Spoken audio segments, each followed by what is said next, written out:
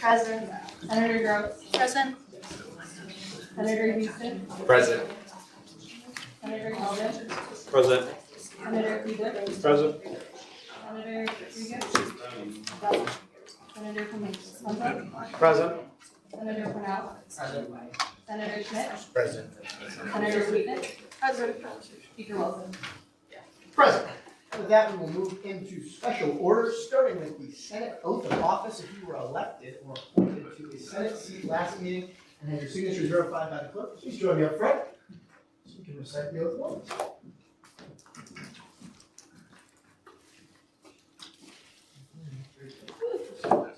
Given you have been chosen by the students of the University of Wisconsin-Whitewater as a senator on this student government, understanding that you have been chosen to perform such an active and important role, you accept your position as senator and all the responsibilities, duties, and privileges it will include. If so, say I will to the best of my ability. I will to the best of my ability. Repeat after me. I state your name. I, Lofton Reaver, Do solemnly swear do solemnly swear to fulfill the obligations and responsibilities of my office, to fulfill the obligations and responsibilities of my office, to be knowledgeable of to be knowledgeable of and uphold the WSG Constitution, and uphold the WSG Constitution, the WSG standing rules, the WSG standing rules, and university policies, and university policies, to the best of my ability. to the best of my ability. Congratulations, Lofton. It's my pleasure to announce to you all the newest senator of the Whitewater Student Government.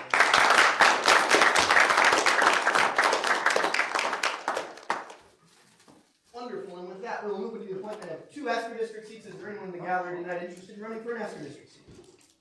And once going twice, seeing none, with that, we'll move into the appointment of 1 Drumlin District seat. Is there anyone in the gallery tonight interested in running for a Drumlin District seat? And once going twice, seeing none, with that, we'll move to the appointment of 2 off-campus district seats. Is there anyone in the gallery tonight interested in running for an off-campus district seat? And once going twice, seeing none, with that, we'll move to the appointment of 2 Rock County district seats. Is there anyone in the gallery tonight interested in running for a Rocky County district seat? And once we're twice seeing none, with that, we'll move to the appointment of 3 at-large district seats. Is there anyone in the gallery tonight interested in running an at-large district seat?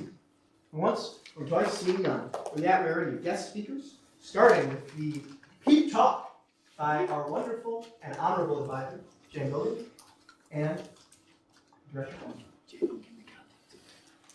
Thank you very much, Mr. Speaker. So there's something that Orin, are you getting it? Okay, perfect. So this is something that, are we using this? One of the things that is really important to do work or create an organization that works, there we go, works together with varying opinion, is to create a respectful environment. And we all have different unique pieces about ourselves. What may offend Orin may not offend me, and vice versa.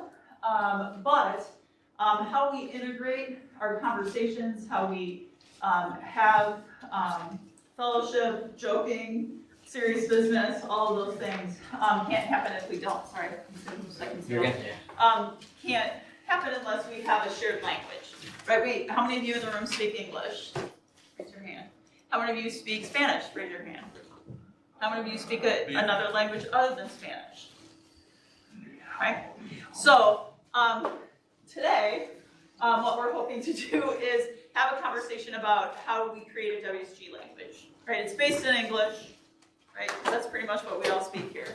But more important than establishing just a language, we need to make sure that we are also creating a method of helping people know when they're not upholding what we want them to do as it relates to inclusive language, right? So if there is something that is offensive to Orin, and I happen to say it, Orin could stand up in the meeting and be like, Advisor Billigan, I object. I mean, like, right, it could be a thing, right? But all that's probably gonna do is make me even feel worse, and it's not gonna necessarily change my behavior or help me understand why that's offensive.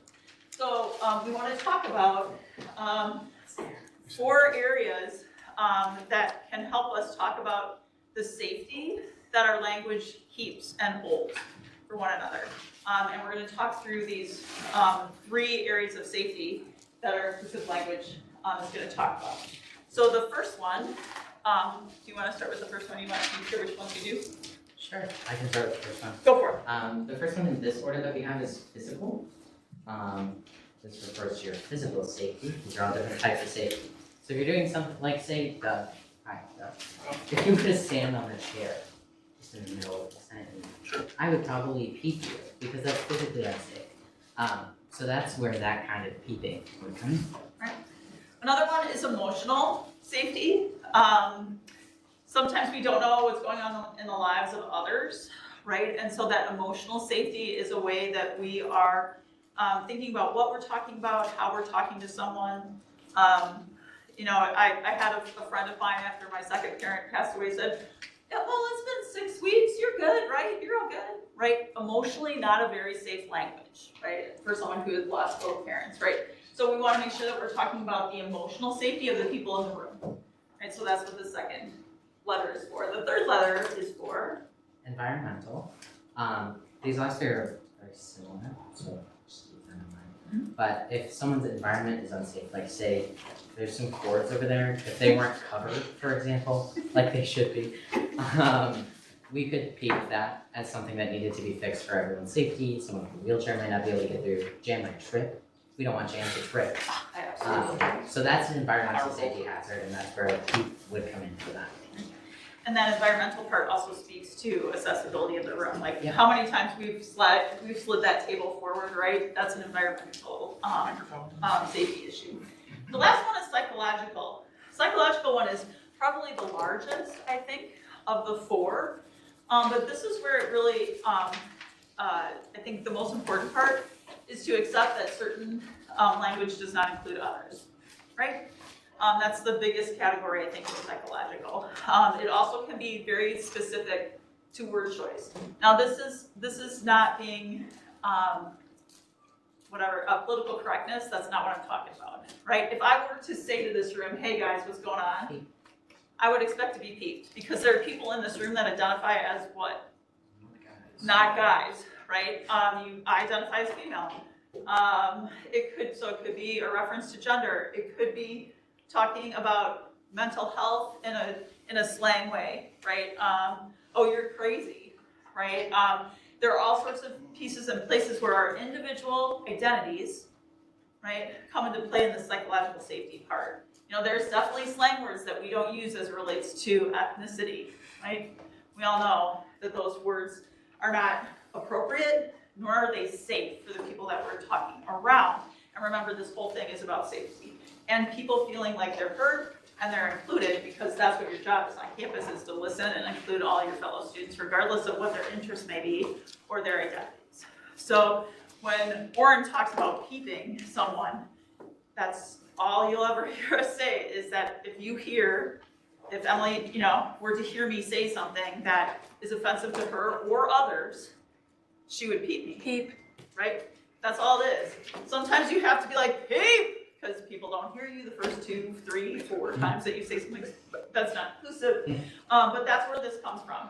Super easy. I've taught this to 5th graders. I've taught it to CEOs of Fortune 500 companies. All seems to work for all humans. So I would just challenge you right now to say peep.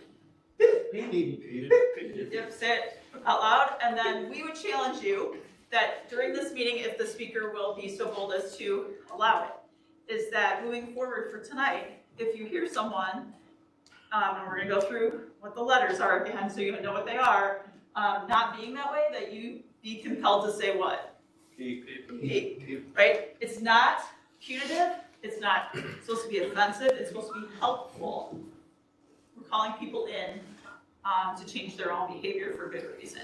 So physical again, right? No, you did the physical one. Sorry. I did do this. You do it again. So if Doug over here were to stand on a chair in the middle of the Senate meeting, what would you all say? Right? Or from an emotional perspective, if someone was talking about something that was perhaps judgmental of another identity group that someone holds in the room, you would say what? Yep. If there were uncovered wires that someone was just tripping over all the time, what would you say? Beep. Yes. And then the last one, if someone uses language that doesn't include people in a way that's respectful, thank you. They just unplugged it. What would we say? Thank you. So let's try to do that in the meeting this evening if we can do that, and then also carry this into your everyday life, and especially the retreat later this week.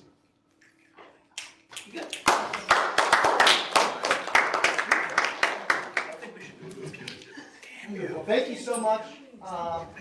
Looking forward to the peeps tonight. For those of you who were here when I first started, I was peeped a lot. For guys, I got peeped a lot. So if you hear me say guys at all, if I say hey guys, boom, that's where it is. I got a lot better at saying folks, but yeah, peep me if necessary. I can't wait. With that, we will move into the approval of the agenda, and then starting with the minutes from March 3rd, 2025, can I get a motion to approve and vote? Motion to amend. Absolutely. So there are a few. Am I able to just go through a whole section, or should I do one each?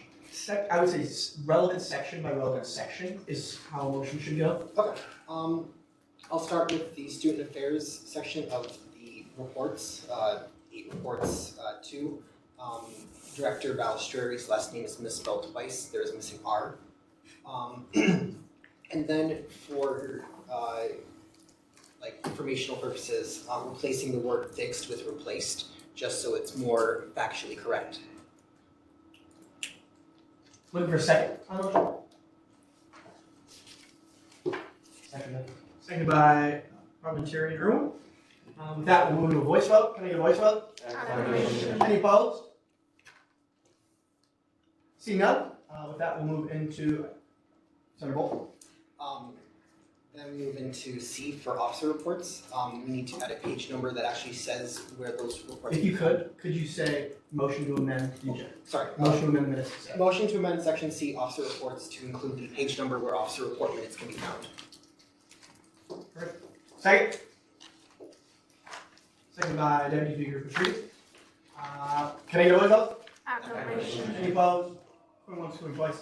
Seeing none, with that, they've been amended. Senator Bolt. Motion to approve X new business, a 2026-2027 academic calendar. There's an extra question section. I like for its removal.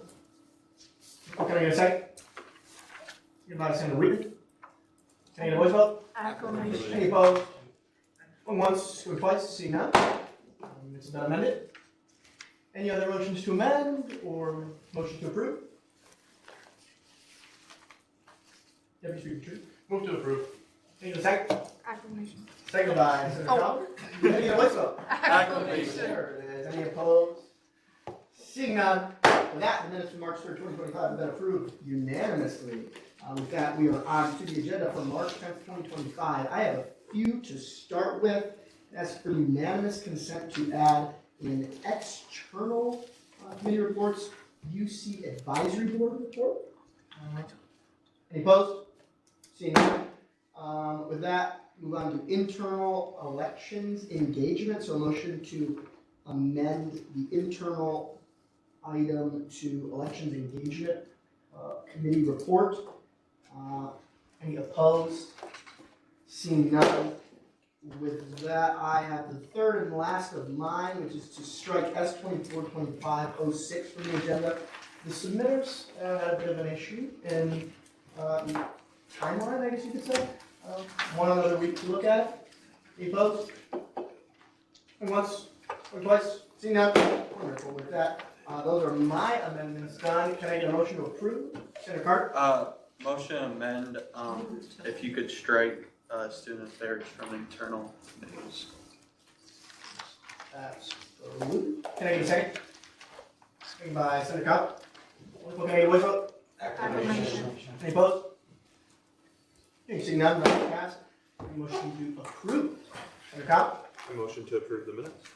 Wonderful. Seconded by Senator Bolt. Can I get a voice vote? Acclamation. Wonderful. Any opposed?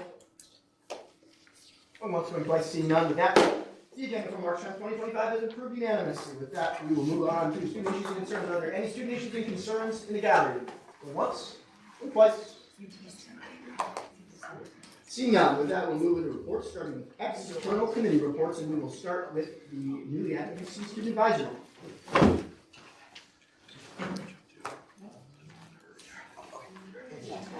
Good evening, everyone. You're welcome to come to the podium. Oh, okay.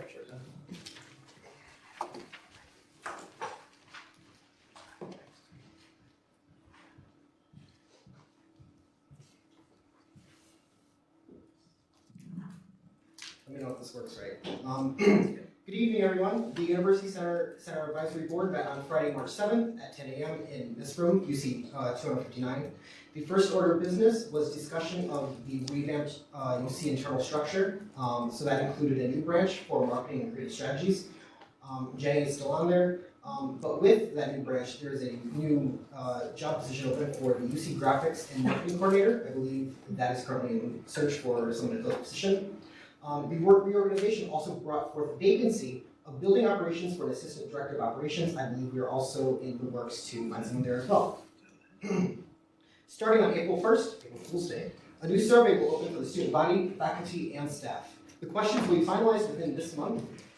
With the third party we will be using, our answers will be compared nationwide, depending on who uses it. Similar to how the recent campus climate survey was compared to others who also used, say, campus climate survey. However, with this provider, we can create our own 20 questions. A lot of these were pitched at the meeting, relating some maybe to the bookstore if they want to get involved, just whatever we can really come up with. Those who are interested in maybe pitching a question or wanting to see what's currently been listed, I'm always available, so you can always WebEx me or email me. The basement of the University Center, specifically the Down Under, has a new concept to rebrand and renovate. This has been in development for a while now, I believe. Some of the main points is for an order kiosk. That way we can reduce use of down campus on our phones. This allows other students who may not have the app yet to still get food from the Dub. We can also get multiple of them depending on how things go. We also plan some entertainment such as foosball and arcade machines, which will be free to students. And I need to stress, I cannot stress it enough, this is a concept. There are a lot of moving parts behind the scenes, such as like furniture, and nothing is officially set in stone. So if the topic is brought up with constituents, I urge you to state the fact that it is a concept. We cannot give out false information that it is not. Finally, a general thing is that the UC's policies will be undergoing revision to make it easier to navigate, as well as touching up for general tweaks, updates as we move forward in the school year. I yield to any questions. Any questions? Any puzzle? I guess this is kind of like a question within a question. Sure. First question. What is the theme of the survey that you mentioned as releasing on April Fool's Day? So the theme generally is going to be about the UC. It can depend on, we are going to incorporate dining because it is part of what it is here on campus. It's also such as how welcome do you feel in the environment. Some of the others will be related to the services here on campus. In the UC. In the UC. Yep. You're welcome. Yeah, you got another question? This is kind of like a more, I'm just going to get to the point. So somebody please correct me if I'm wrong, but doesn't the UC already have a foosball table? Why are they trying to get another one? So, I don't know the answer to that, but the reason for this is to incorporate more of a better environment in the Down Under. We currently don't have any entertainment aside from UC Live when that's hosted. The only other point of entertainment would be the TVs that are currently around in the Dub. And again, the Dub and the Down Under are two separate things. I apologize for not stating that sooner. The rebrand will only be for the Down Under if we do go forward with that. Advisor Bill? I think it's very well put. I don't think it's that specific about do we have 2 foosballs in the building or 1. It's more about really the lower level of the University Center was designed to be a hub of activity for students. And we really feel like this is an opportunity partnering with a non-student segregated fee opportunity to help figure out what that is and what students want to make that space more lively in the evenings perhaps or during the day. This survey, as very well described, is also one that has the vast majority of the questions are standardized questions. So it allows us to compare how we are doing at Whitewater compared to 6 other specific institutions across the nation that we select. So it helps us understand how we're meeting our student needs, but it also helps us comparatively see how we're doing nationally. So it gives a lot of great opportunity, and then there is an opportunity to add questions. So maybe one of the questions is 2 foosball tables too much? We don't know, but if you have ideas for questions, it's important for your constituents to get them to our senators so they can forward them to Angela so they can be considered. Because this is an advisory board meeting, so they're asking for student opinion and thought construct, right? Yep, and I will add on to that, I agree with what you said about foosball, however, I personally would advise against questions about the concept because it doesn't even come to fruition. That's wasted questions of our 20 that we can get to use by ourselves. President Bradley? Yeah, when they do the Down Under, it's also going to extend a little bit towards Warhawk Alley. So there will be some work done over there as well. So it will not just be the Down Under. So keep that in mind. Again, it's all conceptual. And the idea is that the construction happens this summer and it's good to go when we come back in the fall. So your idea is you need to get them in quickly. Time is very key. Like I said, I mean, we have like 3 weeks until we have to start ordering things and whatnot if we want it to be done in time. So, please And I'll give me advice. also add on to that as well.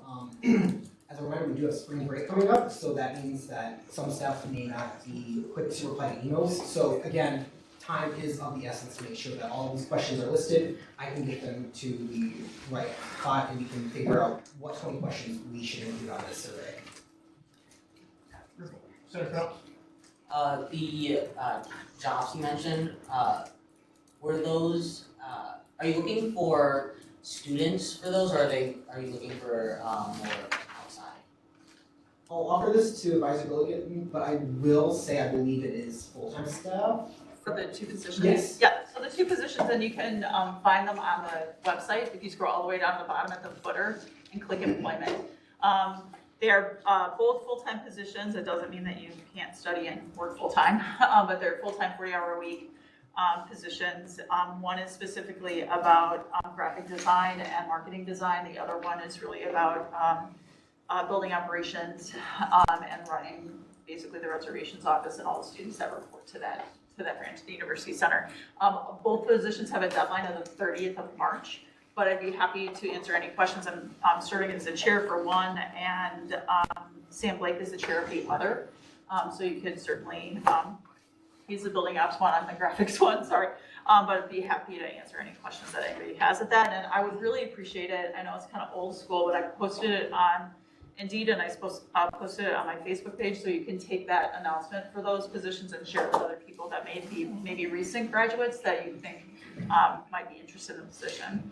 So far, the traction's been pretty good. The pool is being established as we speak, but I would appreciate the share. So, Senator Cow? Just quickly, just for students ask, what is the estimated time for the survey? If a student was to fill it out? So when I don't have a time, however, for the most part, they seemed very quantitative. So like scale 1 to 5, it shouldn't be too bad. But we are looking for possible open-ended questions and maybe more like personalized feedback, and we can categorize that and see what comes up. What needs to change, what should stay the same, et cetera, et cetera. Wonderful. Senator Cow? Just then, can I just get a very vague? Is it expected to be like a long, like is this going to be like a 5-minute survey, like a 30-minute survey, like what kind of gist? 15 minutes. Yeah, I was gonna suggest 15 minutes or so. Okay, that. Because I would say the main section we're getting is about 8-ish, and we're gonna be adding roughly 20 questions on another half of that or so. So 13 to 15 ballpark, I would say, but we'll find out April 1st. Any other questions? Once, twice? Seeing none, thank you so much, Senator Bull. With that, we will move into the Chancellor's Committee on Disability Concerns. Senator Carter, go through.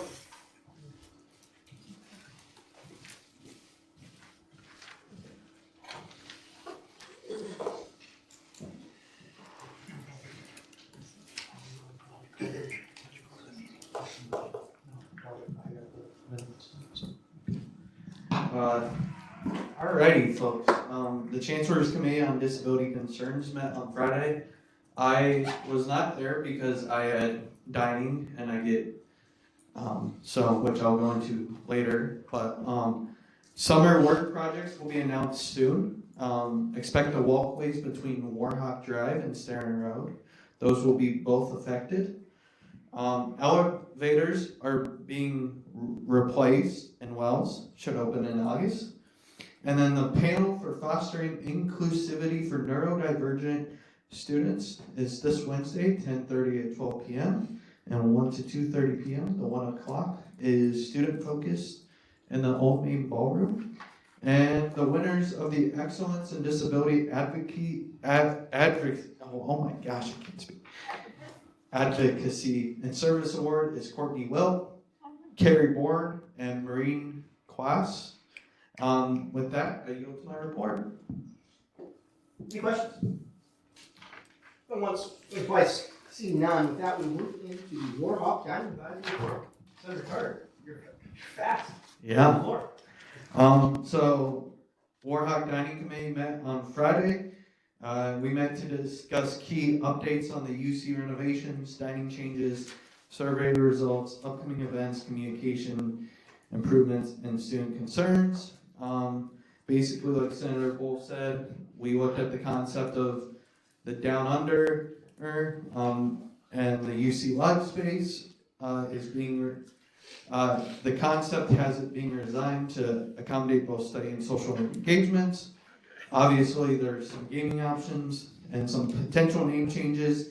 Down Under still seems to be the name that will be used. However, other names like Double Down remain a choice on the list. Dining and facilities updates. Dunkin' Donuts, everyone's big topic, is projected to open in 2026. So yeah. Meal equivalency rebranding. The committee considered changing the term meal equivalency to a different name. The top name was Select Swipe, emphasizing its flexibility. How many of y'all know that there's an egg price crisis right now? Now, eggs are outrageous, and due to the increased supplier costs, egg-based dishes at the Roost may see a temporary 25-cent price increase. Expanding the global noodles menu is expanding with mac and cheese and pasta and marinara sauce. The Warhawk Dining Experience survey results, there was 31, and it was from 1 to 5, and it was mostly high 3s, low 4s. There is a national survey open for everyone. Students are highly encouraged to participate for accurate data collection. If you would like that link, please let me, Director Balistreri, or anyone on that committee know, and we will get you that link. There's some new student communication plans. Weekly dining newsletter is under consideration. Friday emails to RAs and residence halls. The kiosk proposals and the signage improvement. Some upcoming dining events: St. Patrick's Day lunch in Drumlin Hall will serve an Irish feast on March 17th from 11 to 2. Mix and mingle with the Ike Schaefer's staff next Tuesday during lunch. And then the March Teaching Kitchen is mushroom fajitas. March 12th, 11:30 to 12:30 outside of Roberta's Art Gallery. Right. Samples will be handed out with a live demonstration on growing veggies and seasoning techniques. Some student concerns: dining hall portion sizes. Concerns were raised about some stations at Drumlin limiting services. Menu accuracy. Some students reported discrepancies between the online menu and was actually available in the dining hall. Dining services is working to improve menu accuracy, update real-time availability. Vegan and meat protein balancing adjustments have been made for food labeling. So if you've been to the dining halls recently, you could see that some say avoid gluten, avoid, this. Oh, this is a vegan option. Oh, sweet. Water stations. Students know that fruit-infused water stations at Asker were removed. The issue is being reviewed. Some student requests. Students requested for smoothies and frappes at Lily's. How many of you knew that the Dub right now has a monthly menu item? It is the Hot Honey Buffalo Chicken Tenders, and they've been highly popular, and the committee is exploring ways to make them a permanent item.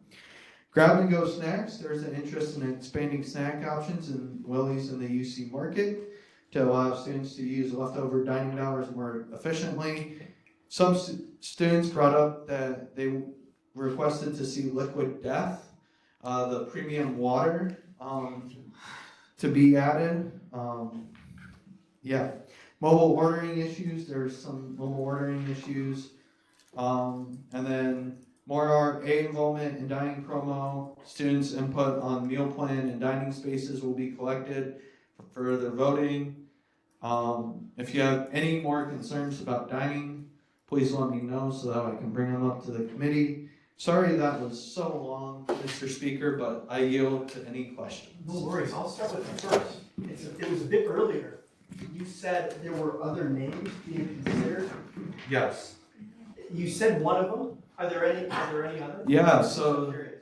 some that came up was Quick Swipe, Select Swipe, Retail Boost, Hawk Perk. For the down under.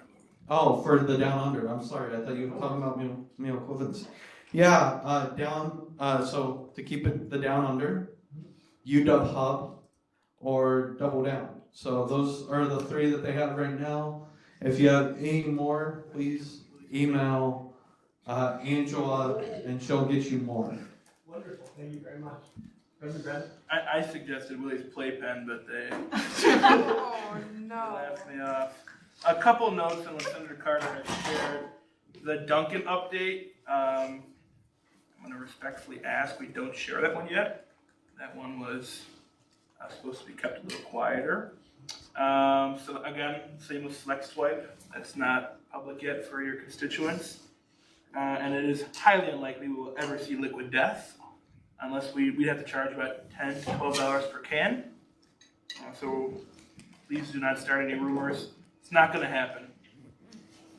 Okay, so please don't talk about Duncan. Please don't talk about meal equivalency, rename, and Liquid Death. You can die here if that's all right. Wonderful. With that, Senator Bolt. So I have a few things. One, I pitched Double Down. I think it's good. So cool. Secondly, you mentioned the current egg situation. I know that Ike almost always does scrambled eggs. Was there any potential for that to change, or because I know right now it's only affecting the Roost, but I yield to President Bradley. Right now, it's only affecting the Roost because the Roost uses shelled eggs versus Ike, where they use the liquid eggs. Exactly the same ones, just already cracked and put in a carton for them. So prices aren't as bad yet for the liquid eggs. That's not to say we might not see a change in the future. So, okay. So, having spoke to a few students over dining concerns as well myself, one of the most common ones that was brought up was undercooked meats like chicken, for example. Were any of those concerns labeled on the surveys? If not, are they currently being addressed? President Bradley, I'll yield to you. The best way for that concern to be addressed is for whoever witnesses that or sees it to report it immediately. There is no point in trying to track down where was raw meat a couple days ago. They keep it in mind they do regular temperature checks. I don't believe there might have been, out of the several dozens of survey results, 1 or 2 that said there were raw meat. But what I would advise you tell your constituents is they need to notify workers immediately if there's something undercooked. That's the best way we can take care of that.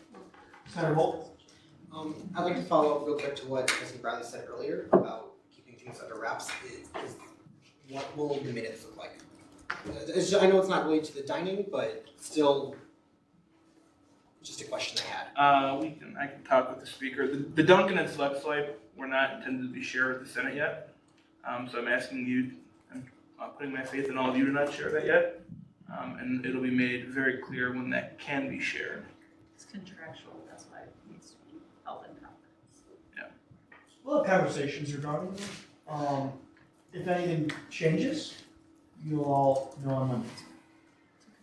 Any speaker trees? Bouncing off President Bradley said, similar, same thing with food poisoning. If you think you have food poisoning, it's not just grubby tummy. Wait, tell me. There's a difference. What is the difference? Either you, if you wanna. Typically, yeah, a lot, as a director of student affairs last year, this happened a lot with Aladdin. Typically, food poisoning doesn't kick in for a day or two after you eat. Whatever messes you up, and it'll knock you out of commission. It will not send you to the bathroom once, it'll send you to the bathroom for a day or two.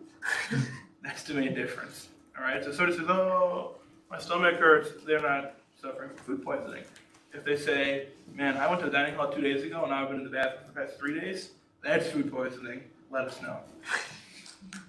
Thank you very much, President Bradley. Any other questions? Going once, going twice. Seeing none, wonderful. With that, we'll move to internal committee reports, starting with the elections engagement committee. Senator Grips, what is yours?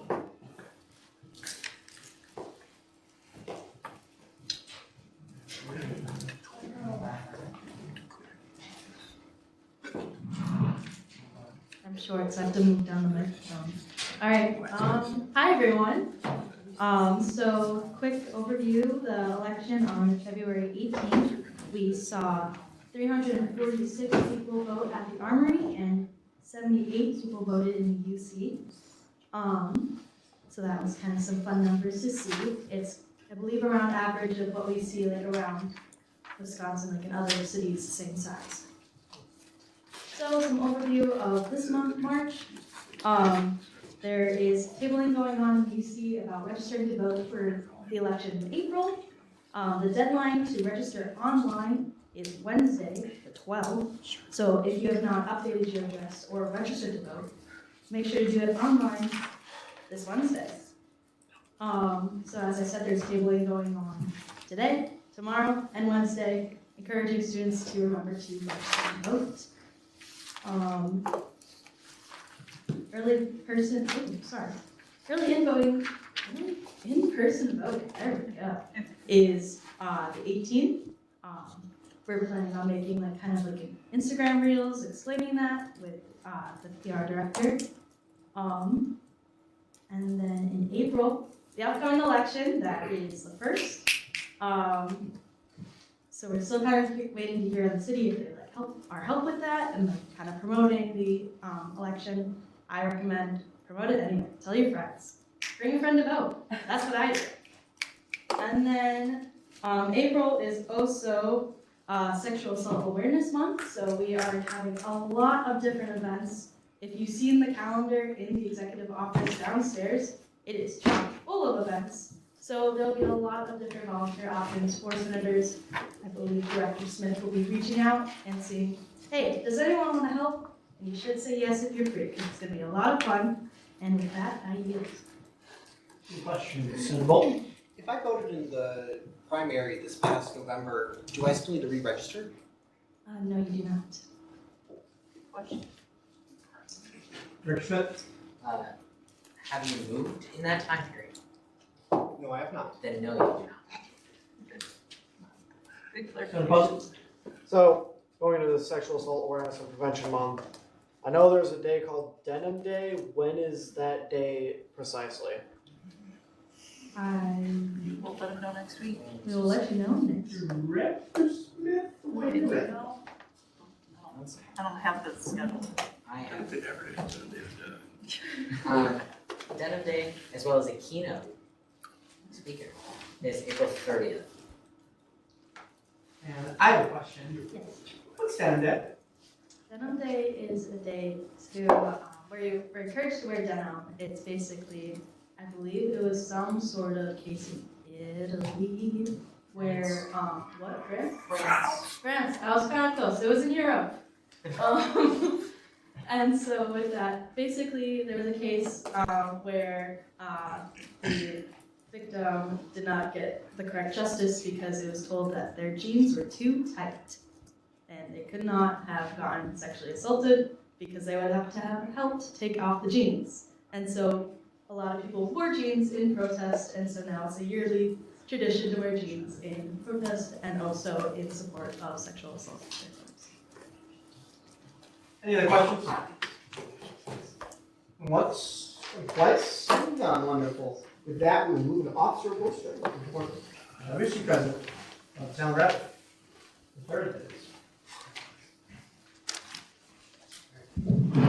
Good evening. Good evening.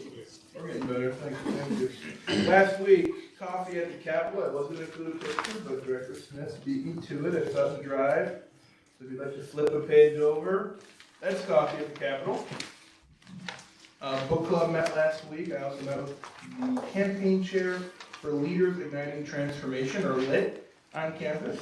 I had the Warhawk Dining Advisory Committee, Constitutional Revision Committee, International Dinner, which was phenomenal. Thanks to all who attended. And a couple of women's college basketball games. We did very well off to the Sweet 16. Isaiah and I went, Smith Speaker Wilson and I went on Saturday. It was a nail biter. Won by 1 point. At the end, the buzzer rang and they had to review the footage. And then they ended up putting 0.3 seconds back on the clock after like 10 minutes of watching the film. So it was a very good game. Let's root on our women's basketball players. I believe they had the Pennsylvania to compete in Sweet 16. This week had a NULT meeting. Who knows what NULT stands for? Can you call somebody? Mr. Speaker. Same card. Non-alcohol leadership team. Bingo. The non-alcohol leadership team. So we met today. Who in this room is on the non-alcohol leadership team? Don't raise your hand. Don't raise your hand. I want to. Any senators know the answer to that question?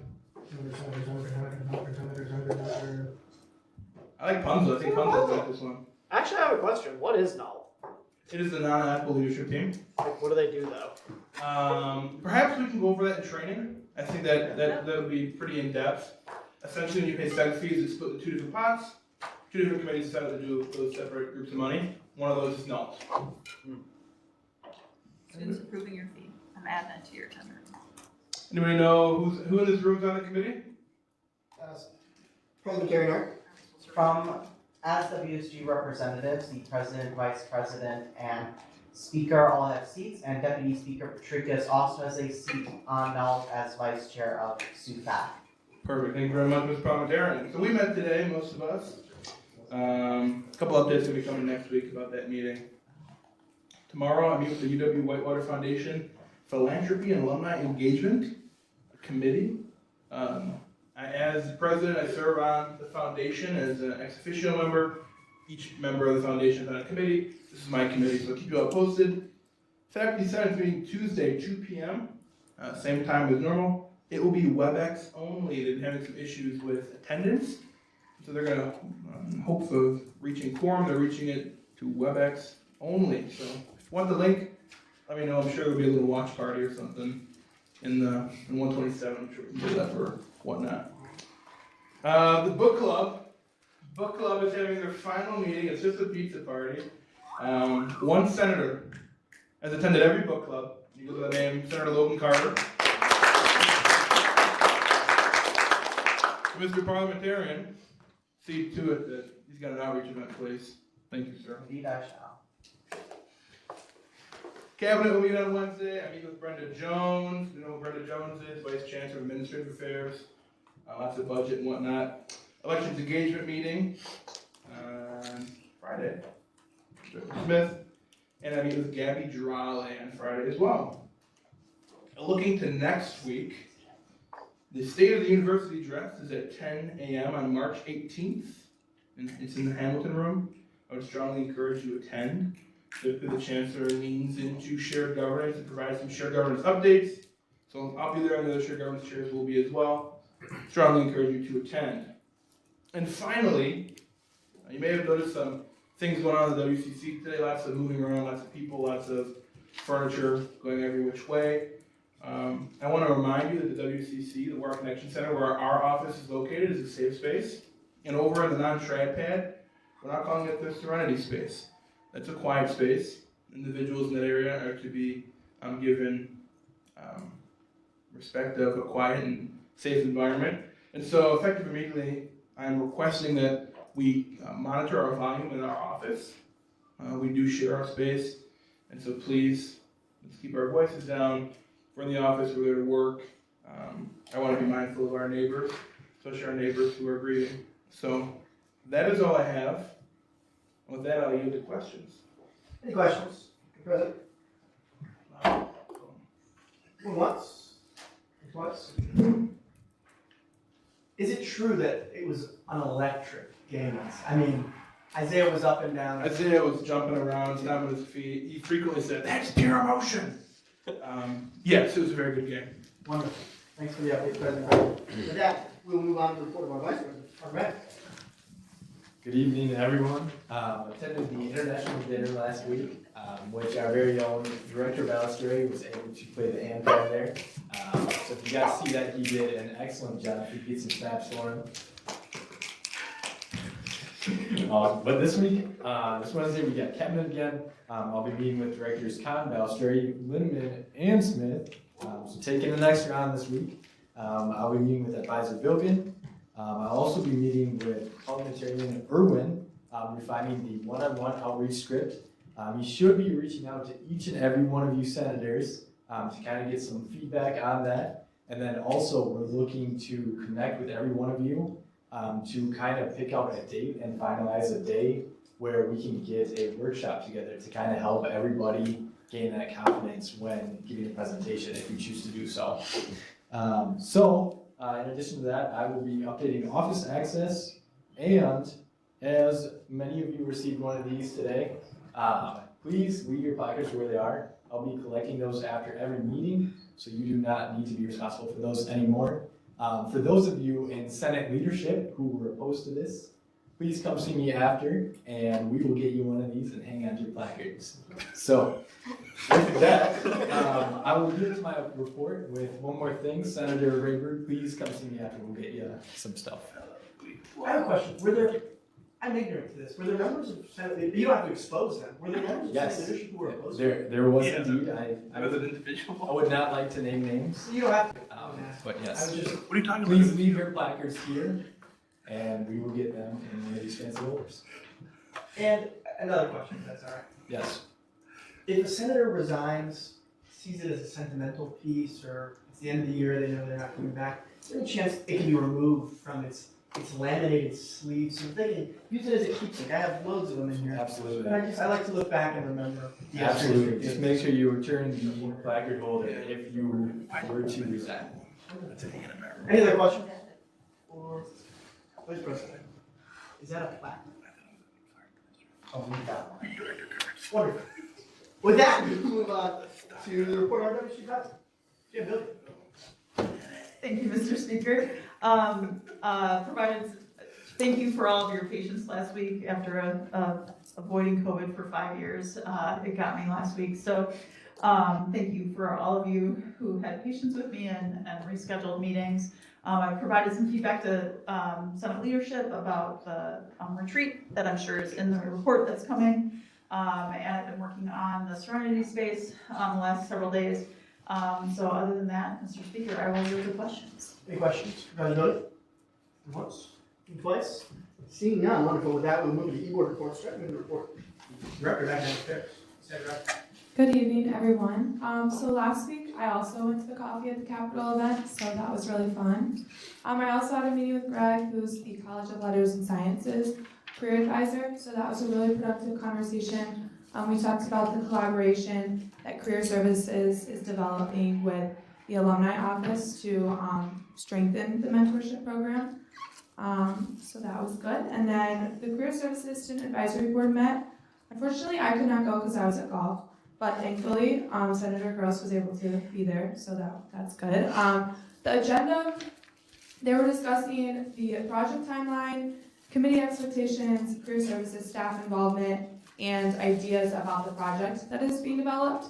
And so it was recorded, and I am just awaiting the recording to be sent to me. This week, I had a meeting with Interim Provost Robin Fox today. So currently, there actually is a strategic action plan that is going to be developed for Career Services, so that is really exciting news. This week, I also have Faculty Senate, a meeting with Dean Colette Klingenberg and Fred Trotter, where we're discussing transportation concerns within the placement within College of Education. I have an advising meeting, another meeting with Josh, and then Stellic conversation 2. Also, the instructor awards are Tuesday, April 29th, and so this week and next week, the survey where you can nominate your instructors will be sent to your email either tonight or tomorrow. And so please nominate your instructors after spring break. The Academic Affairs Committee will be going through that data so that I can send the winners that they want. So please do that. And then with that, you guys have any questions? Any questions, Director Ryan? Senator Puzzles? So I remember, like, I think it was roughly 3 meetings ago, you mentioned on how they are currently, like, doing the experimental phases of Stellic. And I think it was the business sphere, correct me if I'm wrong? Accounting and elementary education. Do we know roughly on what the results are of that experiment yet, and if it's truly better than Canvas? Yeah, so that is a pilot group. So they are enrolling this semester for next fall, so they're doing the registration in Stellic. So it's, I guess you could say it's an experimental group, but Stellic will for sure be happening. So that was just to kind of work out some kinks before it's released to the entire student body for next fall. So like everyone will be using Stellic next year. The pilot group is to like work out those nuances. So I actually have access to my Stellic, and there are some things within mine that I informed the registrar's office about, so that that is on their radar, related to personalizations. So that is the purpose of the pilot group. I know that they have been communicated with, and I will have more information after this meeting as to the feedback. I know initially it's been received well because it is way easier than the AAR to understand. Any other questions? Can I know, when you say way easier to understand, like what is that? You don't have to like spoil anything, but what does that look like? Yeah, next Monday I actually could pull my Stellic up to show everyone. It could be real fast, just to make this easier.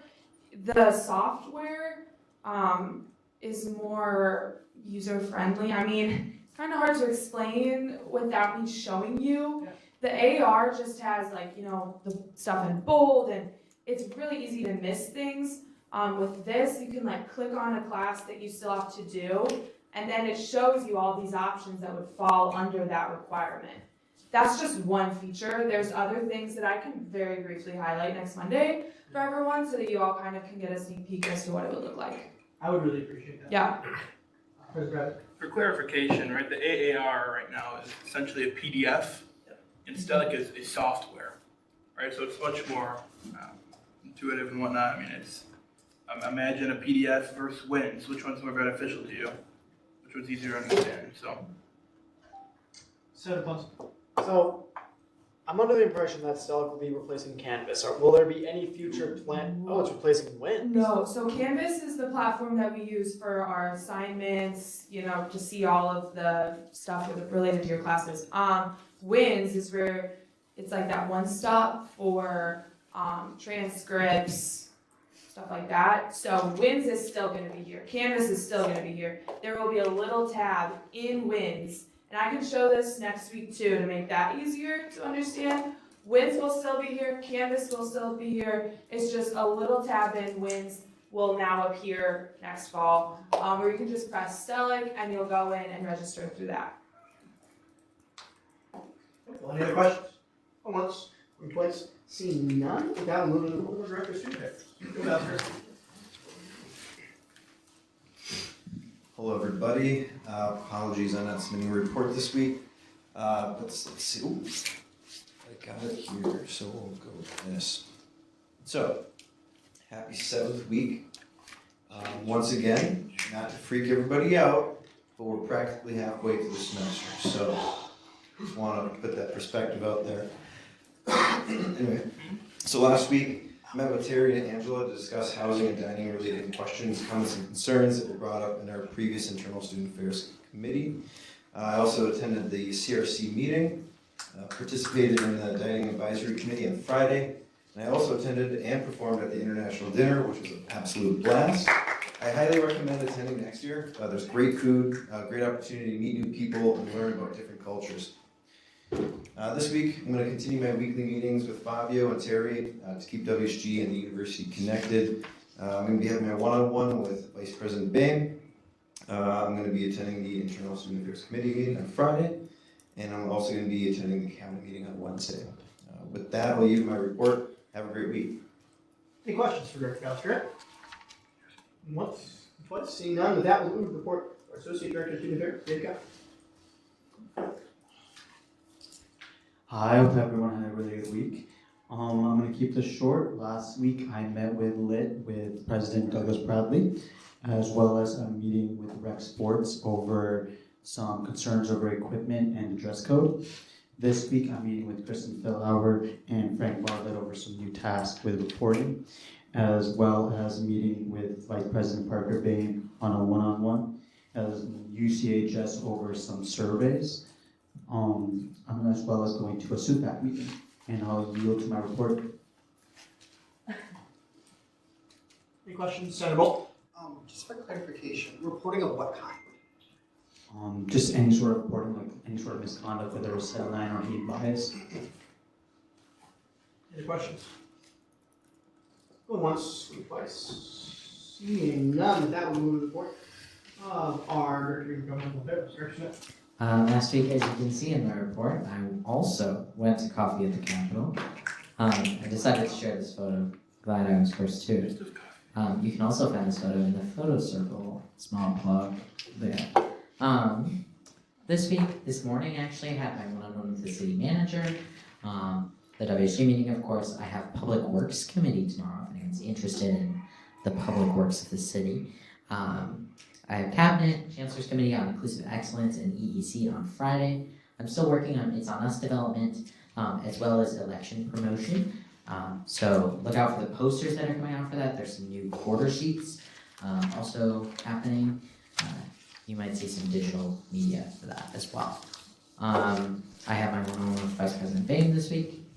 Campus and community updates. Logan already talked about the Inclusivity Forum, so refer to my report for details on that. UHCS is still pulling a drive for shoes, so if you have shoes you don't need, feel free to drop those off. If you're interested in getting involved, let me know. Some important dates in regards to the election, also visible in my report. And if you need anything, you can reach me anytime. My cell is in my report, and I yield. Any questions? Well, I think it's awesome you put your direct selling report. I think I'm going to do that. Thank you. Yeah. Any other questions? Wasn't a question. Any questions? Going once, going twice. With that, please take a look at the packet for Director of Communication Paige Linden's report. But with that, we'll move into the report of our notice.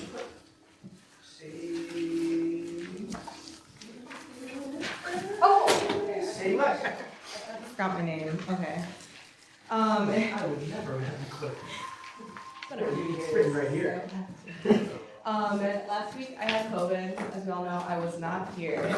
But I met with Chase Zimmerman over WebEx. Yeah, it was WebEx.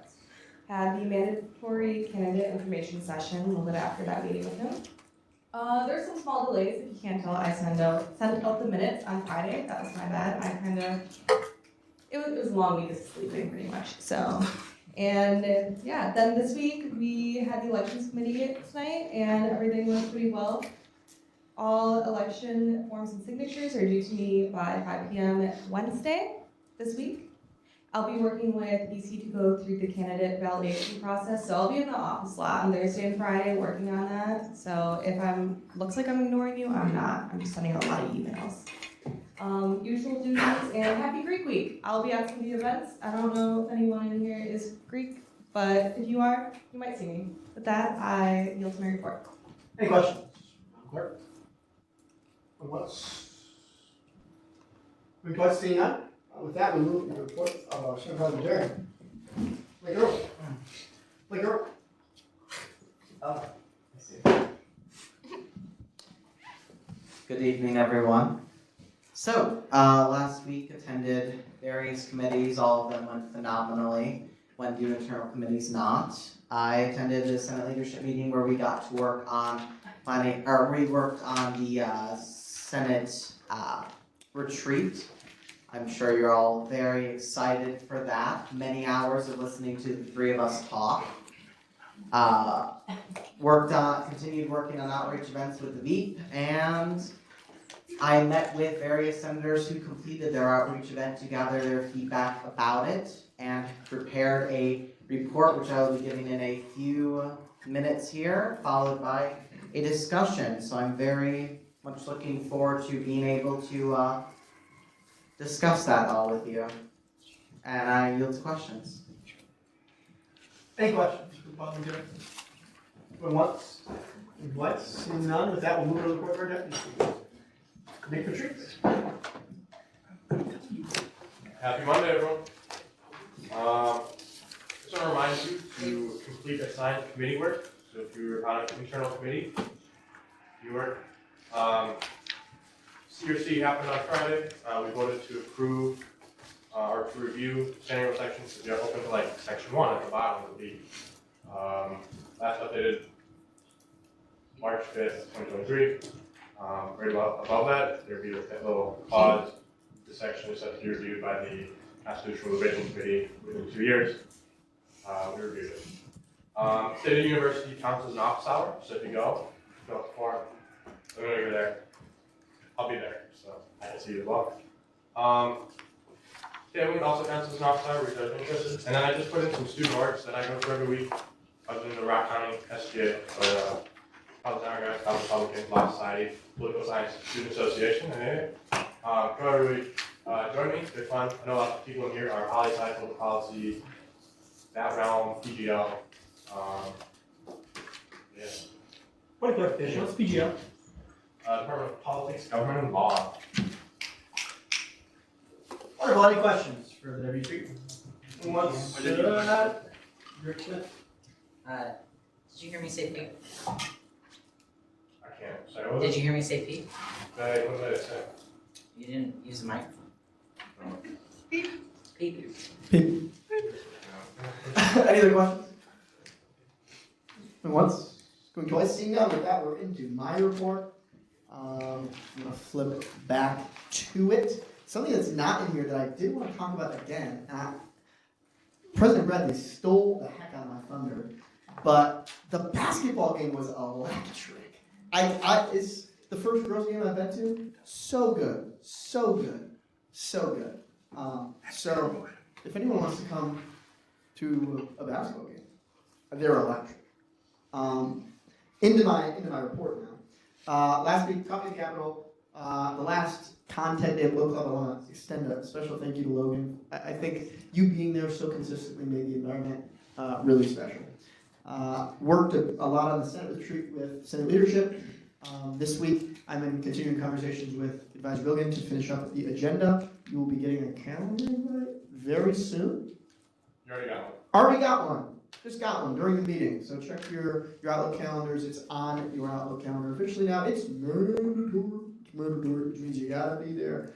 And I can't wait to see you there. I have cabinet last week, CRC last week, intergovernmental affairs last week, elections engagement committee, I think, technically speaking. This week, doing more work on the Senate retreat, had a NALT meeting today, cabinet as always, and elections engagement committee. Any questions for myself? Going once, seeing none. With that, we are out of reports, and we are into unfinished business, of which we have none, and then on to new business, starting with item A, discussion of outreach events process. Parliamentarian, give the floor.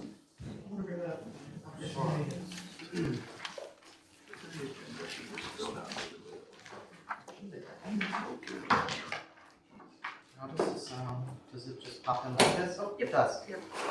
It's off right now. There's a little stitch. Is it? Flick up.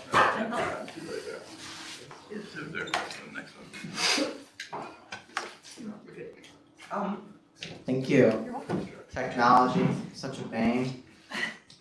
So, to walk through what this is going to look like, I've prepared a report on basically everything that all the information I've gathered on outreach events in the past week and all the changes I am making going forward. Following that, we will have a time for discussion about outreach events. I will not be actively participating in the conversation, but you can feel free to ask me any questions that you would like to get more information or clarification on. At the end of the discussion, I'll announce if there's any additional changes being made, or if we're going forward with the ones I lay out in this report, or possibly if there is a large number of valuable suggestions that the Senate makes, we will maintain the changes in this report for the coming week, and then I'll announce new changes at the beginning of next week. With all that out of the way, I'll move into my report on the new outreach event parameters. So, I met with every senator who completed an outreach event last week.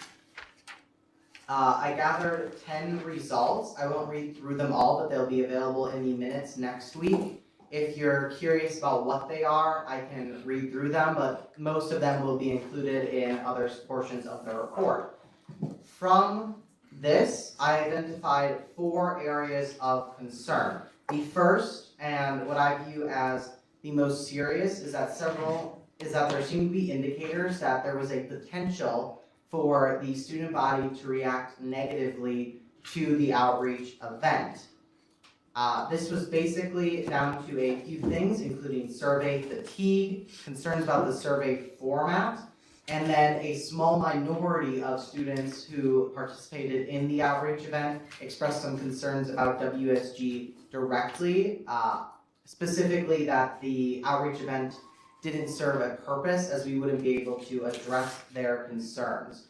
For that last one, I think the only thing to do going forward would be to continue doing the outreach event and try to build more connections and show the student body that we can address some of their concerns, restore the confidence of those students. For the other two, to elaborate on a bit, students here get a lot of surveys. There's just a general reluctance to fill out another one, and concerns about the survey format. That took multiple forms. There were concerns about privacy. People didn't want to be tied to their concerns. There was some concerns about not having enough way in the survey to report their feedback back to student government. And finally, with that first concern, there was a concern that it could harm an individual senator's relationship with their constituent by interrupting what otherwise might be a very natural and organic conversation with a somewhat uncomfortable positioning of a survey. Then just might interact oddly with that. Then the second concern is that feedback is not being given or recorded. So some senators reported that a large number of the people they spoke to didn't have any feedback to report. Some senators couldn't recall the feedback they were given. Obviously, this feedback is a core portion of the outreach event, so it not being reported or recorded would be a failing of the event. Number 3, the ratio of surveys given out versus the number of surveys completed it fluctuated wildly. Some people reported only 2/3 of their surveys being filled out. Other people said that everyone they gave the survey to filled it out. So there was a large disparity there, and obviously we need to look for a way to get that more balanced out, as of course if a senator puts in the appropriate effort to get that outreach event out there and to connect with the correct number of students and still fails the event just because students didn't fill out the survey, that presents a real issue. And then the fourth, some senators noted a struggle to find different ways to complete outreach events.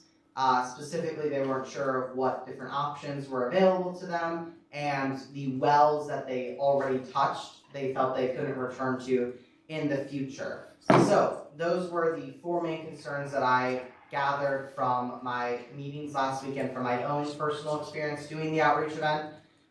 For the changes, I have 7 of them. The first is that the survey questions will be simplified down to 3. The 3 will be the name of the senator who spoke to you. The second will be, did the senator provide information regarding WSG, and did you have the opportunity to share your concerns? That will be 1 yes or no question. And then finally, questions, comments, concern, which will just be a box where people can write down anything. This will hopefully address survey fatigue by shortening it. It will also address concerns regarding the questions. Some where senators reported that people felt there were too many of them, and one felt that the wording of them felt condescending. The briefness, I'm also hoping will offset the time it takes to log in to Connect 2, which was another part of the survey format people took issue with. Number 2, a notice will be put at the top of the form informing the student that the form is intended for internal use or use only. That is meant to address some of the privacy concerns raised. Number 3, senators are recommended to emphasize that they are the intended recipients of the feedback and that the survey is just meant to show that they are doing their job. This is going to have a couple of effects. Firstly, it will address people's concerns about their feedback being transmitted to the proper authority. So it's not meant to go through the survey and be reviewed by me. It's meant to go to a senator so that senator can then act on it themselves. And making that clear to them will hopefully make them more open to giving you feedback and increase their confidence that something will be done about it. And for saying that it's meant to show that you're doing your job, that will hopefully make the whole process feel a bit more organic, make them more willing to fill out the survey if they don't feel that it's a chore, but rather a favor to a senator they just had a great conversation with. Number 4, senators are recommended to pursue in-depth conversations with students. From the feedback I gained, the senators who had 10 to 15-minute conversations with constituents achieved the best results across the board. It's my conclusion that a 5-minute conversation will accomplish the same results. And if you do a certain number of 5-minute conversations, I feel that there's a high likelihood that every one of those people you have that in-depth conversation with is going to fill out the survey, which will then ensure that your effort doesn't go to waste. It will also take care of the feedback problem we've been having, so that if you have a 5-minute conversation where you two really get to know each other, you really connect with the person, then they will almost certainly, something will come to them, or they'll feel comfortable sharing feedback. I also note that these conversations seem to occur best in a group setting with multiple people. Another thing to keep in mind, and we'll be going over some more group settings later on in my report.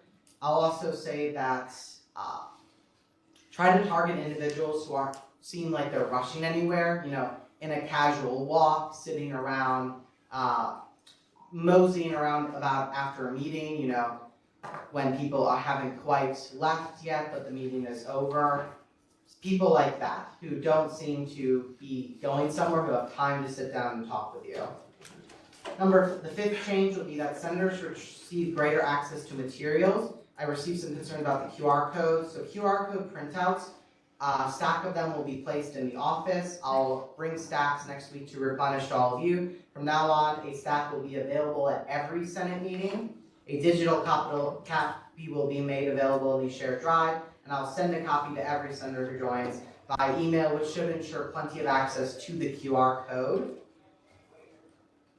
I will also be looking into whether providing a note-taking equipment, little notepad perhaps, would be effective for senators in recording their feedback. I'll let you know more about that in the future. A list of possible ways to gather surveys will also be made available in the drive and communicated to each senator who joins. I'll inform you of every time I have a new one. To recap, some of the different methods you can take to accomplish your outreach event is tabling going to clubs and either requesting actual time to speak from the club leadership or waiting around till after the meeting. Standing in dorm lobbies, talking to people who are passing through. And once again, I remind you that you can. I peep dorm, residence hall. Sorry, I just peeped Oh, is because it? we're split, yeah. Apologies, residence halls. Yep, thank you. That one I was unaware of, so thank you. Absolutely. So residence halls, then standing in the lobbies of residence halls, talking to people who come through. I'll make another reminder that you cannot go door to door to accomplish that. That is illegal. You can only do it in the lobbies, or if you're passing someone in the halls and you feel comfortable talking to them. Walking through the UC, several people have reported great success with that, talking to people who are sitting around working, or obviously you shouldn't bother anyone, but if you go by field, contacting friends and contacts has also proved very effective, and speaking to classmates before and after class, obviously not disturbing class. Number 6, the one that you've all been very eager to hear about, the number of events, I have concluded will be lowered from the original 25 to 15 per month. That seemed to be the average of recommendations I received from senators. And after thinking about it, 15 seems like the best number, both in terms of doability and impact. And 7, and the final change, is that greater support will be made available to senators. I will continue to make inquiries about other ways to accomplish the outreach events and will inform you once those are found. I will do anything I can to assist you with the completion of the event. So if you need help figuring out what clubs to go to, or you want someone to accompany you, Vice President Bain has in the past said that he will also accompany you to clubs to assist you, or if you just want moral support in the audience. And finally, a training workshop is in production with me and the Vice President, which will provide a script and presentation both for group and individual use in the future. So all of those will be made available to senators. So in conclusion, I'll just like to note that there were several concerns raised. I think this trial period was very valuable for both revealing the strengths and weaknesses of the outreach events. I think the changes I have outlined in this report will address all of those concerns, and if not, we can always address them moving forward in the future. I'd also like to note that there produced some very positive results already, in that several senators who did receive feedback said that they received very comprehensive feedback and felt that they had a much better understanding of some of their constituents' concerns. At least one senator told me that they felt that one of the people they talked to was interested in joining the Senate, which is obviously a huge victory for the Senate anytime we can get anyone to join our ranks. And most of the people, perhaps most importantly, most of the people contacted said that they had not previously heard of WSG or what it does. So I think the fact that those people are being reached speaks magnitudes about the valuable qualities of the outreach event. And with these changes, the events will become even more efficient and beneficial for the student body and Whitewater student government. And with that, I conclude my report. We can move into discussion. Wonderful. I have one brief, if you don't have it written like that, that's okay.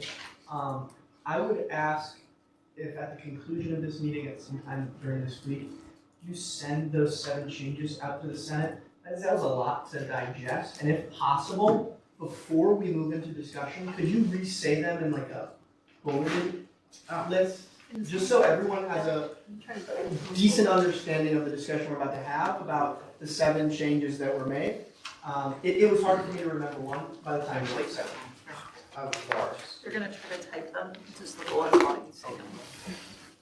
Even if Blake, you're gonna give Blake the keyboard. Yeah, you're gonna ask it. Better.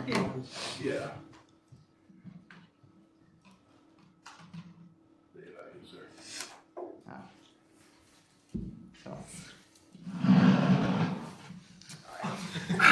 In my face.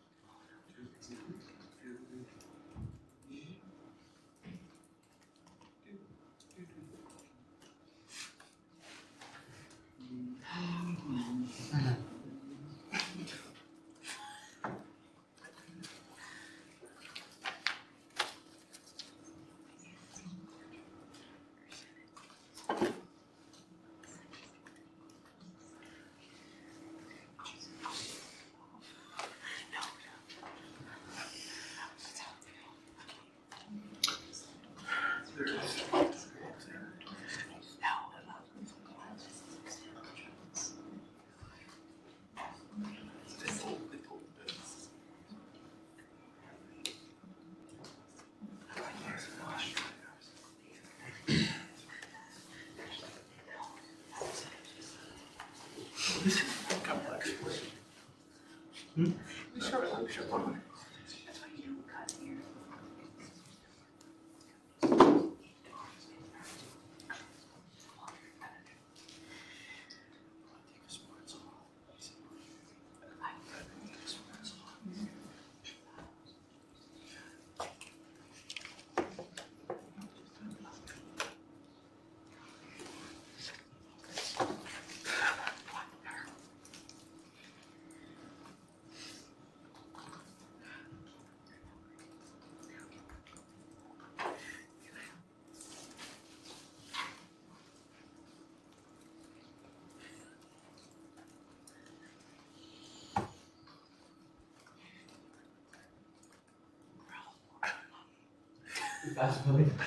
Just so we're using our time a little more efficiently, I have a couple announcements. Want to let you know that the second annual cardboard race at the Whitewater Aquatic Center is this Saturday. So if anybody wants to get in and compete, I got an inside track if you want to register late.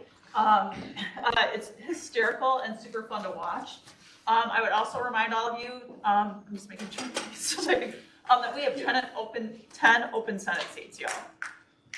We need to get that number a lot lower than that, and that would be a great opportunity for us to everybody bring somebody on Monday. I think that would be fabulous if you need more help with that. And then I would just, as our UW-Whitewater women's basketball team is competing in the Sweet 16, our UW-Whitewater gymnastics team has moved on from the NCGA Midwest Regionals into the next level of their postseason play.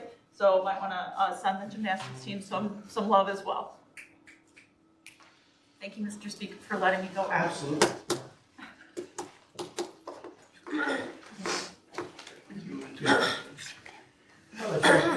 Deputy Speaker. Speaking of seats open, there are seats open in your district. So every district has seats open.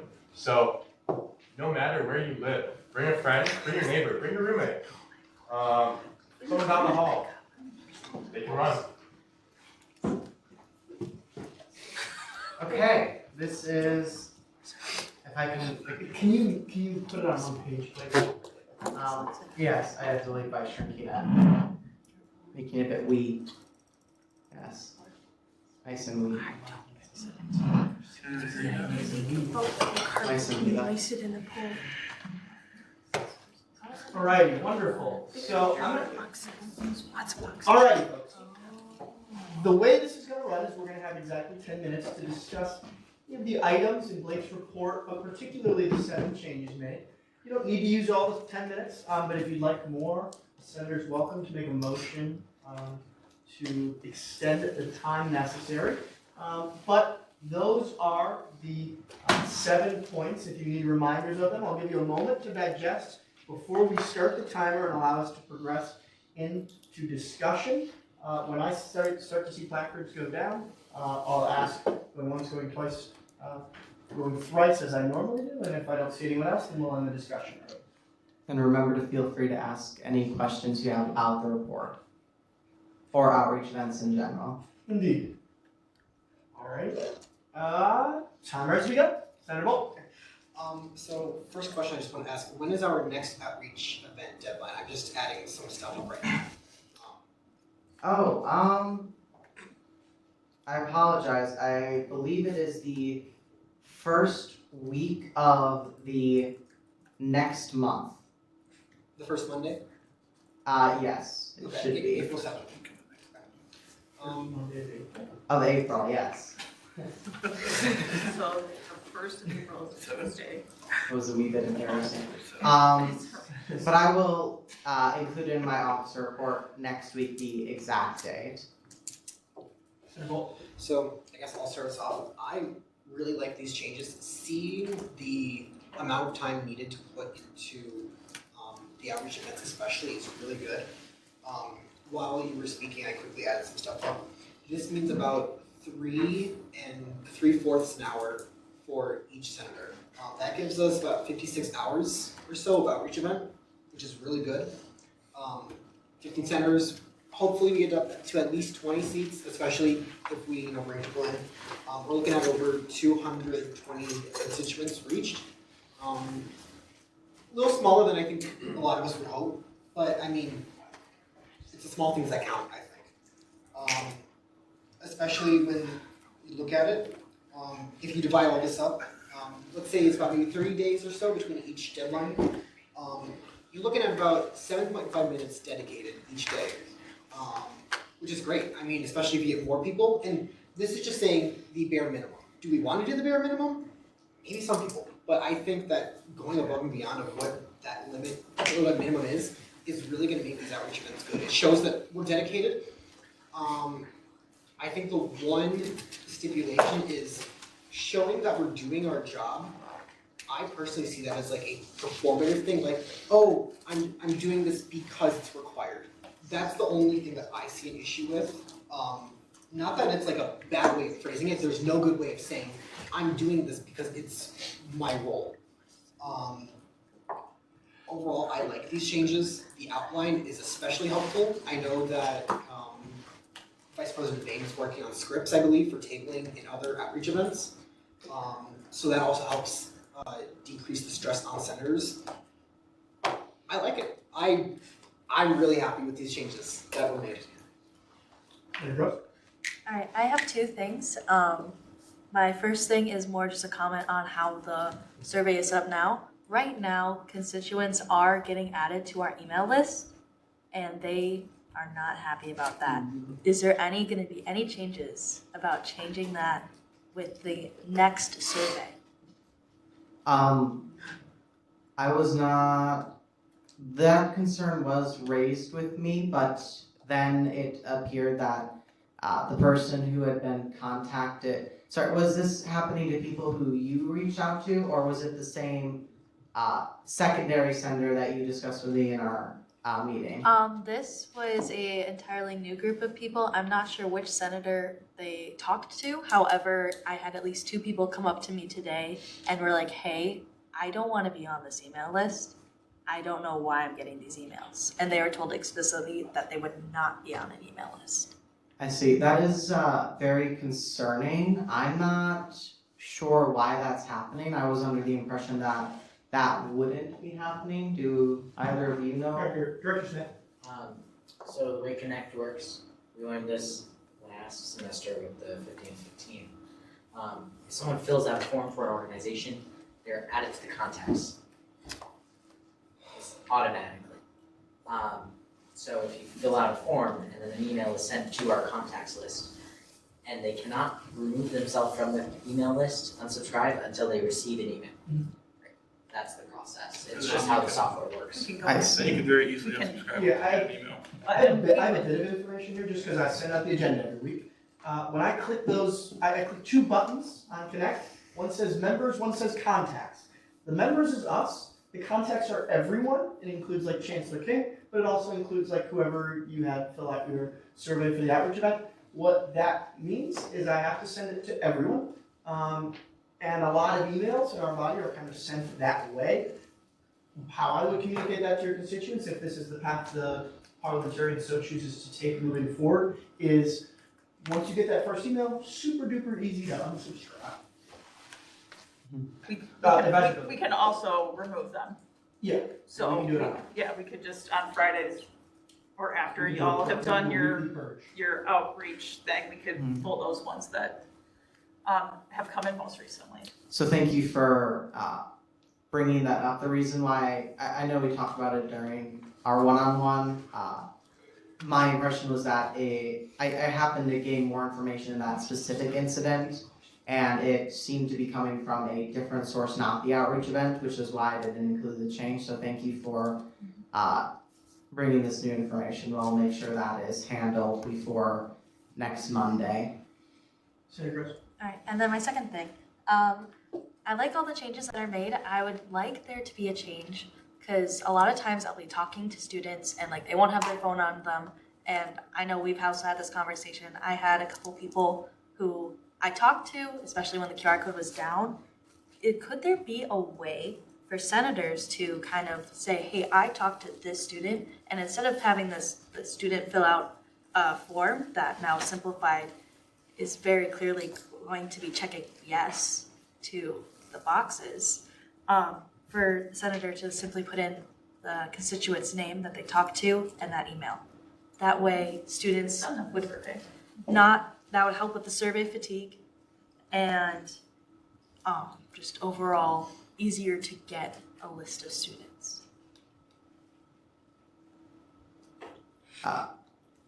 My intention was not to comment on any ideas, just answer questions. I believe it was phrased in the form of a question. Is there any chance that you can? Oh, was it a question? Sure. Oh, apologies, misunderstood then. It's something I will consider. It seems there are a few previous issues that come up when discussing a idea like that, but I'll continue having conversations around whether that would be possible. I don't think in the future, for students who don't have their phones on them for now, I would recommend giving them a QR code flyer, so when they do have access to their device again, they can take it down. There will be no shortage of QR flyers anymore. We'll have an abundance of them going forward. And I don't anticipate that the QR code will be down again, since we will hopefully continue going through Connect 2, and if Connect 2 goes down, then we have rather a larger issue. But I'll continue thinking about that suggestion and having conversations about it. Thank you. Is there any way for senators to check and see how many surveys have been completed for that? Soon there will be. You'll be able to email me and I'll tell you how many you've completed. Unfortunately, we can't give you direct access because of different issues you need to connect to. And obviously you'd be able to see every other senator's information as well, or how many surveys they've completed. But yes, going forward, you'll be able, you can just email me or talk to me whenever you see me, and I will pull up those numbers for you and let you know how you're doing. I intend going forward to be more hands-on. That was part of point 7, greater support. So I intend to be monitoring how many senators complete, and if we're getting closer to the deadline and they only have 1 or 2 or no reports submitted, I'll be reaching out to them anyway. So, surveys submitted. So that should also help with it. Senator Wolf. Senator Gross, I'd like to bounce an idea off of you, because you mentioned the lack of perhaps like a device or something of that sort. Do you think some sort of guest book in the office could facilitate an easier way of being like, hey, we just met here, fill this out, like first name, last name, and then your email address, UW email address, of course. That way, while it is another alternative form of showing that we met with senators, it's still a way that is easy for them to access and can really help. So that is our 10 minutes. Not intended to cut you off in the middle of it. If anyone would like to entertain a motion to continue discussion. Senator Cobb? Motion to extend discussion for 4 minutes. Looking for a second? Second by Senator Bolt. Can I get a voice vote? Acclamation. Are there any opposed? Going once? Going twice?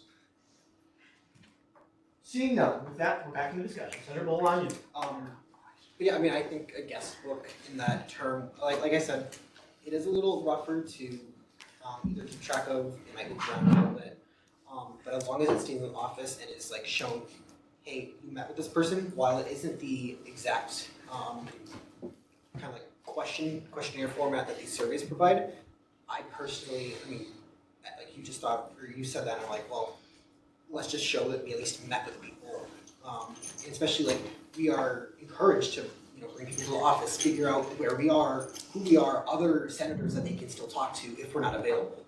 So that's all I want to say on that piece. Do I? Senator. Okay.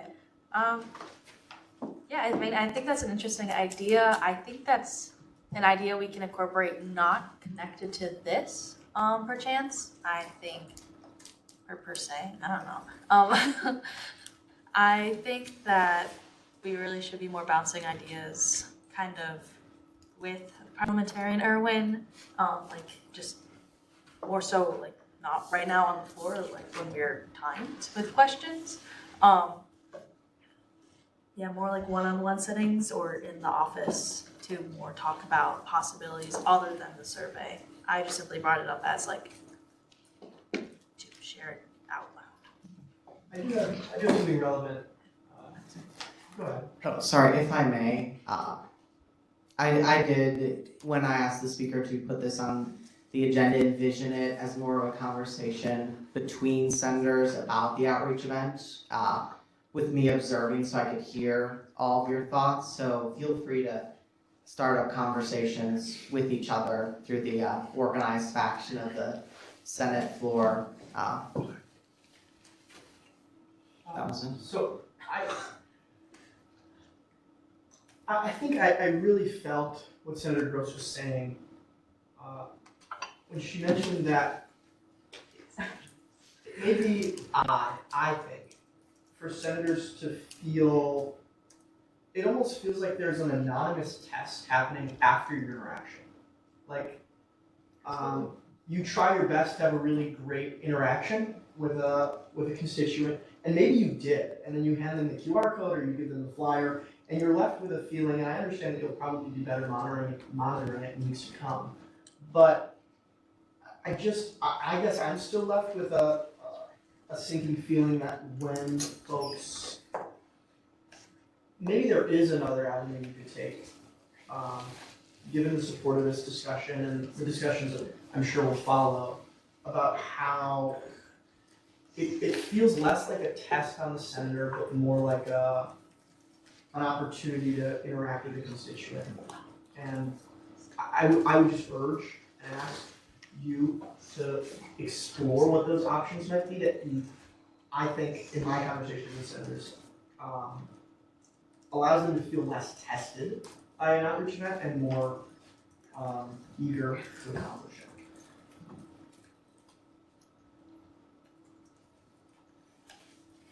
Anyone else? Once? Twice? Seeing none, with that we have ended discussion. If you have any closing remarks, you're welcome to join me.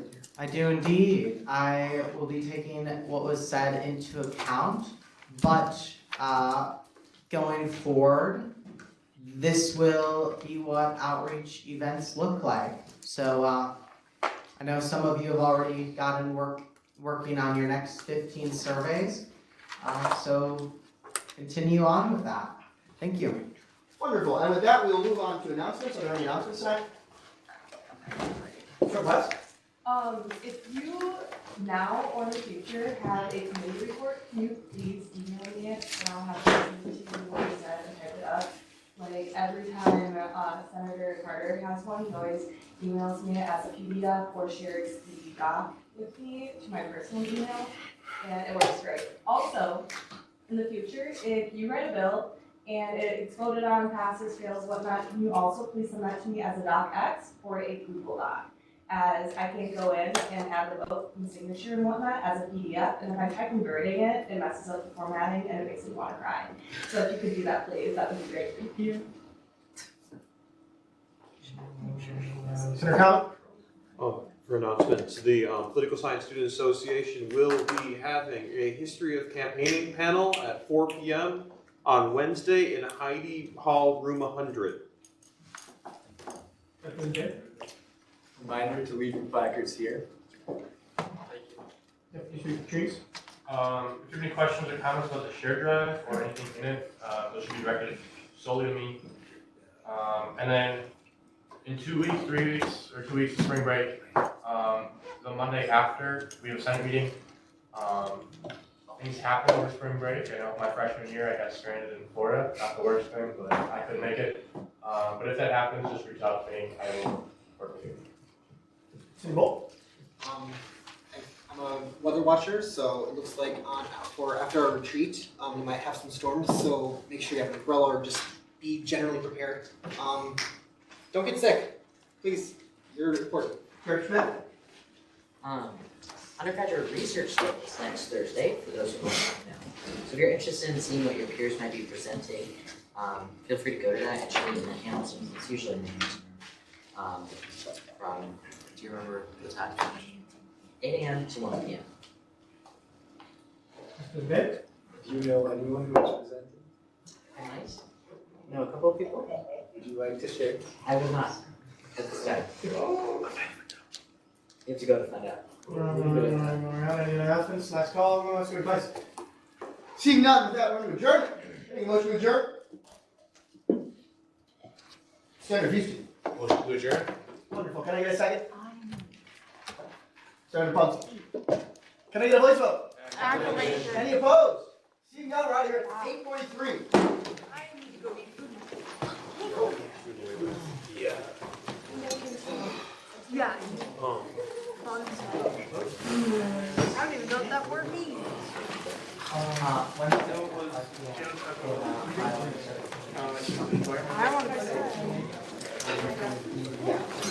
I'll have How are you? I see what you're doing.